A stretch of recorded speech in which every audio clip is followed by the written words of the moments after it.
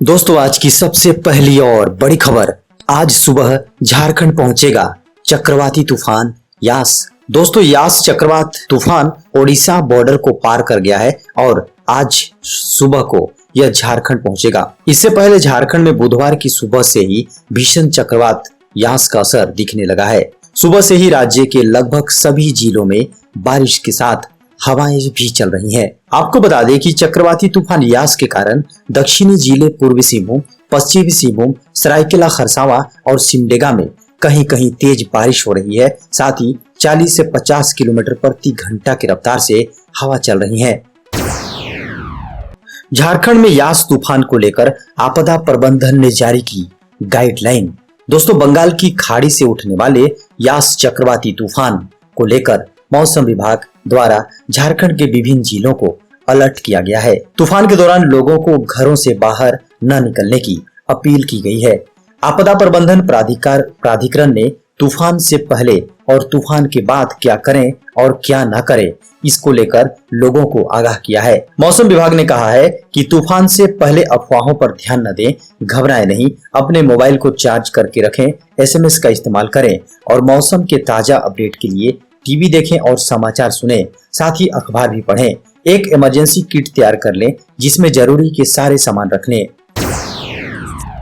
झारखंड में वैक्सीन की बर्बादी के आरोप पर बिफरे मुख्यमंत्री हेमंत सोरेन। दोस्तों झारखंड में वैक्सीन की बर्बादी के आरोप के बाद मुख्यमंत्री हेमंत सोरेन ने कहा है कि अपनी हताशा में भाजपा हर रोज एक नया शिगुफा छोड़ती है। आज उन्होंने कहा कि हमने 37% वैक्सीन बर्बाद कर दी। यह आंकड़ा न सिर्फ भ्रामक बल्कि हास्यास्पद भी है। अभी तक कुल प्राप्त 48,63,660 वैक्सीन में भारत सरकार के ही आंकड़ों के हिसाब से 40,12,269 वैक्सीन झारखंडियों को लग चुकी है, जो कोविन ऐप का डाटा एवं प्राप्त होने वाली सर्टिफिकेट से आसानी से क्रॉस चेक किया जा सकता है। पर झारखंडियों को बदनाम करने के खातिर स्वास्थ्य मंत्रालय ने कह दिया कि 37% वैक्सीन बर्बाद। 48 लाख का 37% मतलब 18 लाख के लगभग होता है। अगर इतना बर्बाद हुआ तो फिर कैसे हमने 40,12,269 वैक्सीन लगा दी। उन्होंने कहा असल में हमारे राज्य में वैक्सीन वेस्टेज अब तक प्राप्त आंकड़ों के हिसाब से 4.65% है, जो राष्ट्रीय औसत 6.3% से काफी कम है।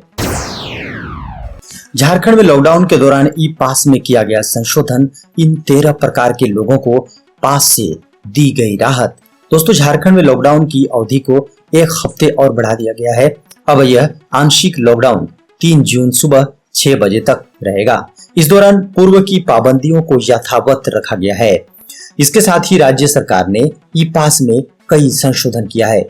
इसमें सबसे महत्वपूर्ण यह है कि मीडिया कर्मियों, वकीलों सहित सरकारी कर्मियों और अन्य कई को ई पास लेने की आवश्यकता नहीं पड़ेगी। हालांकि उन्हें अपने साथ मान्यता प्राप्त आई कार्ड रखना अनिवार्य होगा।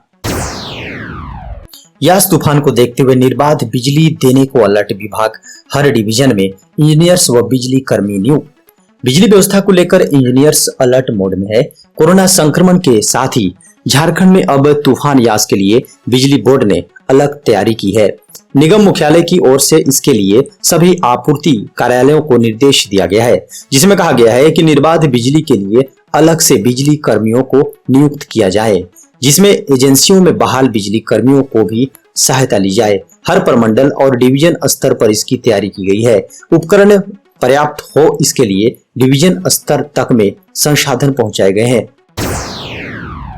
8,600 टीम गांव में करेगी कोरोना ट्रेस ट्रीट। मंगलवार से शुरू अभियान 5 जून तक चलेगा। दोस्तों झारखंड के शहरी इलाकों में कोरोना कहर बनकर बरपा है। ग्रामीण इलाकों में भी कोरोना फैल गया है। ग्रामीण स्वास्थ्य की व्यवस्था भी बहुत ज्यादा बेहतर नहीं है। ऐसे में झारखंड सरकार ग्रामीणों के स्वास्थ्य को लेकर सचेत हो गई है। झारखंड के ग्रामीण क्षेत्रों में कोरोना वायरस को ट्रेस करने के लिए 8,600 स्वास्थ्य विभाग की टीम घर घर जाकर संक्रमित मरीजों की पहचान करेगी। पहचान करने के बाद उन मरीजों का इलाज कराया जाएगा। राज्य भर में यह अभियान 5 जून तक चलेगा। आपको बता दें कि देश भर के विभिन्न इलाकों से ग्रामीण क्षेत्रों में घर लौटे हैं। कई लोगों ने जांच नहीं कराया है और सीधा घर चले गए हैं, जिसके बाद कई लोगों के बीमार होने की बातें सामने आई है। अब स्वास्थ्य विभाग ने यह फैसला लिया है कि ग्रामीण क्षेत्र में इस संक्रमण का फैलाव न हो और जो संक्रमित हैं उनका सही से इलाज हो सके। वैक्सीन की बर्बादी के आरोप पर बोले बन्ना गुप्ता, झूठ फैलाकर झारखंड को बदनाम करने की साजिश। केंद्रीय स्वास्थ्य मंत्रालय ने बुधवार को एक आंकड़ा जारी किया वैक्सीनेशन को लेकर। इसमें जानकारी दी गई थी कि किस राज्य में वैक्सीन का कितना उपयोग और कितना बर्बाद किया गया है। स्वास्थ्य मंत्रालय द्वारा जारी आंकड़ों के अनुसार बीते महीने में वैक्सीन बर्बाद करने के मामले में झारखंड पहले स्थान पर है। इस आंकड़े पर अब झारखंड के स्वास्थ्य मंत्री बन्ना गुप्ता ने पलटवार किया है। बन्ना गुप्ता ने कहा है कि उन आंकड़ों के जरिए झारखंड को बदनाम करने की कोशिश की जा रही है।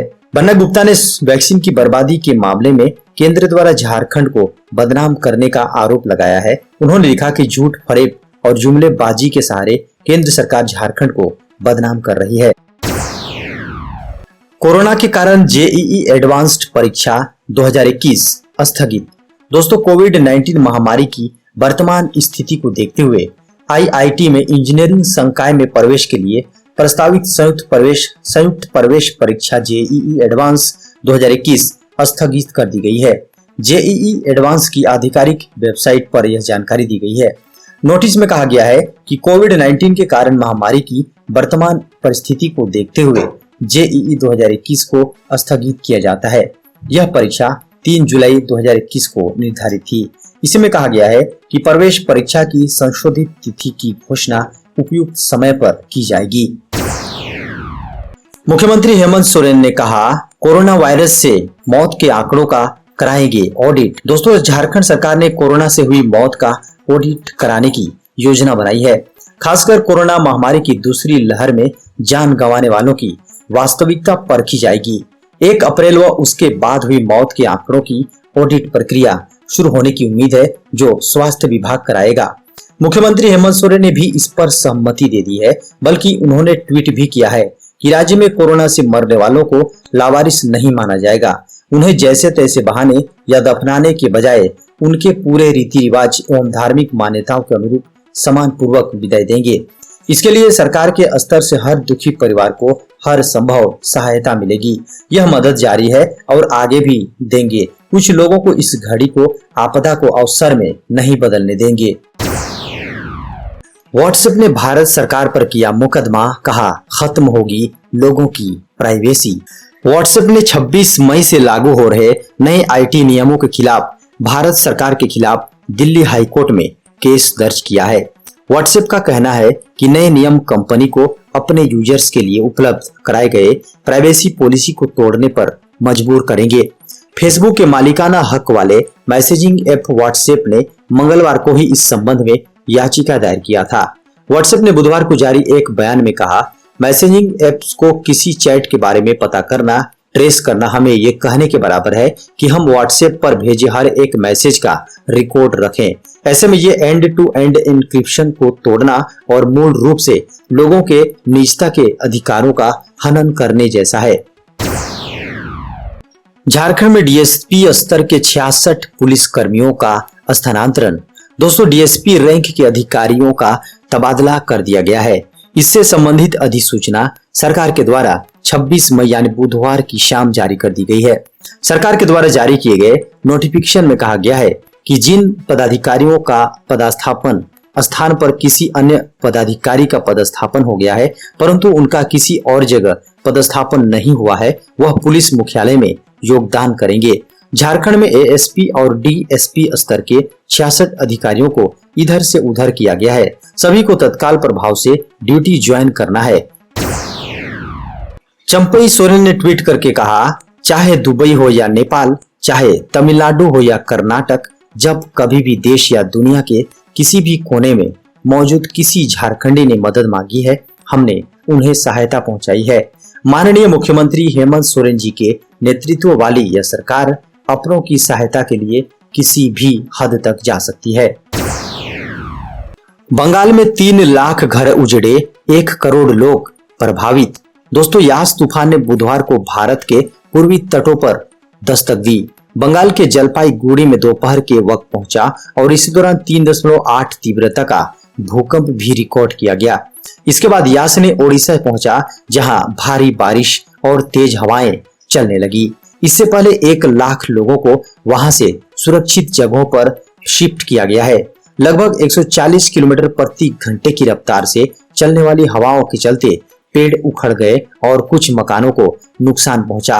बालासोर के तट पर समुद्र में ऊंची लहरें उठ रही हैं। कई कॉलोनियों में पानी भर गया है। हालांकि राज्य आपदा प्रबंधन विभाग ने बताया कि बिजली की सप्लाई को ज्यादा नुकसान नहीं पहुंचा है। झारखंड के बाद अब इस राज्य में बढ़ाई गई लॉकडाउन जैसी पाबंदियां 5 जून तक लागू रहेगा प्रतिबंध।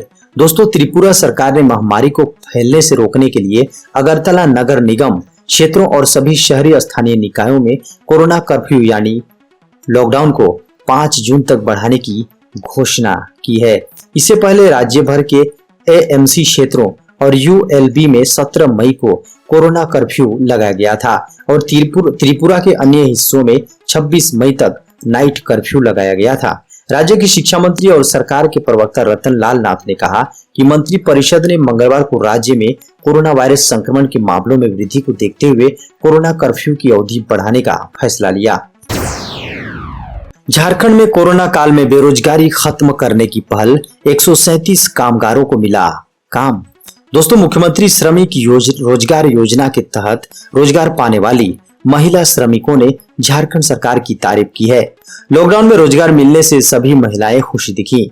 आपको बता दें कि इन 137 कामगारों को रांची नगर निगम में रोजगार से जोड़ा गया है। इन सभी मजदूरों को 50 दिन का रोजगार दिया गया है। सभी श्रमिक डेली वेज पर काम करेंगे। वहीं श्रमिकों को जॉब कार्ड मुहैया कराने के मौके पर रांची के मेयर आशा लकड़ा ने बताया कि इस योजना को और पहले लाने की जरूरत थी।